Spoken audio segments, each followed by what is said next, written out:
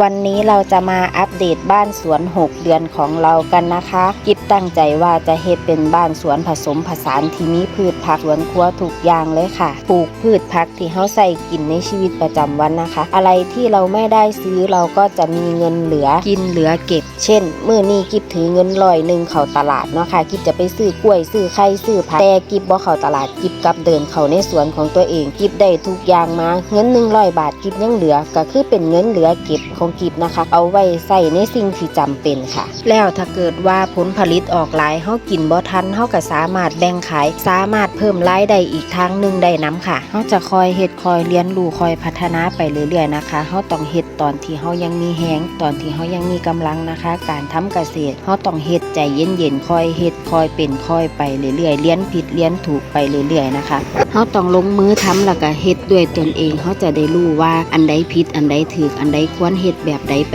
ทางใดเนาะค่ะนี่เลยค่ะต้นกล้วยเขาก็จะปลูกตลอดแนวเลยนะคะทั้งสองฝั่งเลยค่ะแล้วก็ในสวนก็จะมีพืชผักยืนต้นผลไม้มีครบทุกอย่างตอนนี้ก็คือปลูกกลางสวนกับปลูกเป็นมันเนาะค่ะพอเขาเอามันออกแล้วเขาก็จะขุดบ่อเลี้ยงปลาทั้งหมดทั้งมวลนี่ก็ยกความดีความชอบให้พ่อหน่อยนะคะขยันมากลุกแต่เช้าไปซื้อของแล้วเตรียมของเสร็จเรียบร้อยแล้วเพิ่นกะมาเข้าสวนค่ะเข้าสวนแล้วก็จังออกไปขายของนะคะเพิ่นก็คอยเฮ็ดของเพิ่นอยู่นี่ล่ะค่ะคอยเฮ็ดไปเรื่อยๆทั้งหมดนี่เพิ่นเฮ็ดเองคนเดียวเลยค่ะส่วนกิบกะมือใดหยุดจังค่อยได้ออกมานะคะนี่เลยค่ะปลูกข้าวโพดปลูกมะเขือปลูกทุกสิ่งทุกอย่างที่สามารถกินและขายได้จ้า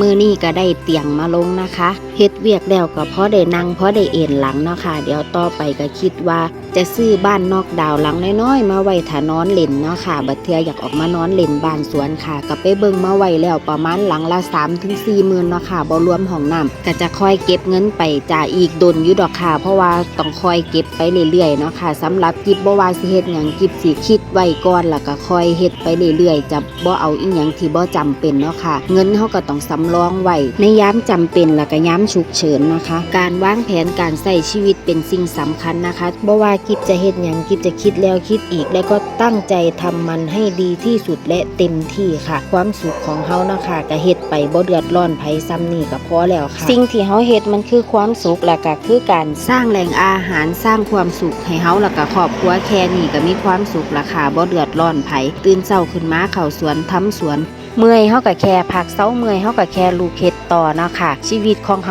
าสามารถกำหนดได้ว่าเฮาจะไปต่อแบบใดอยู่แบบใดความสุขที่เฮาสามารถสร้างขึ้นเองได้สร้างไว้ในตอนที่เฮามีแฮงแล้วก็มีกำลังจะล้อไปสร้างตอนที่เฮาอายุเยอะแล้วมันก็สิเมื่อยหลายกว่าเก่านะคะตอนนี้ที่เฮามีแรงมีกำลังอยู่เฮาก็เฮ็ดไว้สร้างไว้ค่ะเพื่อบั้นปลายชีวิตเพื่อความสุขในวันข้างหน้าของเฮานะคะ